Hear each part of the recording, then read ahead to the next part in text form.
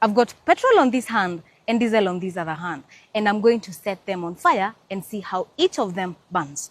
So I'm going to put the diesel aside, pour some petrol in this sufuria. Kindly don't mind that my sufuria is dirty. I'll put some petrol over there.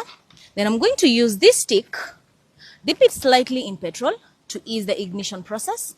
Then I'm going to light the combustible material on fire and observe how petrol burns.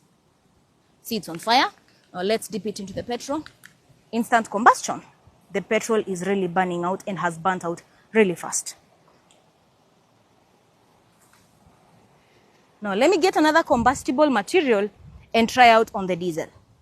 Now let's put it in diesel. Okay. No, nothing is happening. And actually my fire has been put out by the diesel. Once you cut out the supply of oxygen, the fire goes out because oxygen is a necessity for combustion to happen. That's exactly what happens when you have a bad air filter.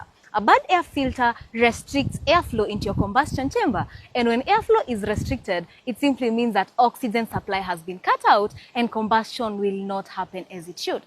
Now on to another question. If you keenly observed in our experiment, the diesel did not burn out, as in it was so slow in burning out that it even put out my fire. When you compare it versus petrol was like kaboom, easily igniting.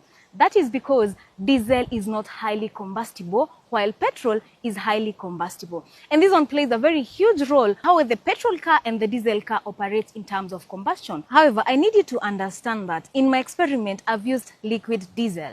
But in the combustion chamber, the diesel is not in liquid form. It's in something we call atomized form. Atomized form simply means that it is in vapor form. It's mist. It's not liquid, it's mist, because it has been compressed and now it's being released in a misty form. That means it is in vapor form. That is what atomized means. Yet you realize even in vapor form, it does not easily combust. That is why diesel cars, they combust through compression.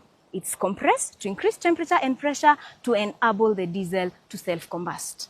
Now, on my YouTube channel, I'm going to do a very detailed video explaining why the individual burning characteristics of both the petrol and diesel affect the operations of each car. And at the same time, it's supposed to maybe to enhance your knowledge when you're making a decision between going for a petrol car or for a diesel car. So if you've not yet subscribed to my YouTube channel, it goes by the name Joan Reels, and the link is in the bio.